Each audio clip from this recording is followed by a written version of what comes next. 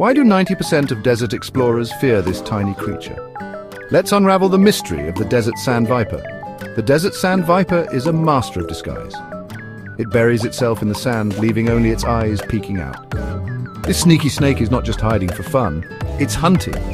When prey gets close, it strikes with lightning speed, delivering a venomous bite. But don't worry, they mostly avoid humans. These vipers are small, usually less than 2 feet long. Despite their size, their venom packs a punch, paralyzing their prey almost instantly. So next time you think the desert is empty, remember the desert sand viper is out there, blending in and staying cool. Stay curious, nature lovers. Thanks for watching, and don't forget to like and subscribe for more awesome facts.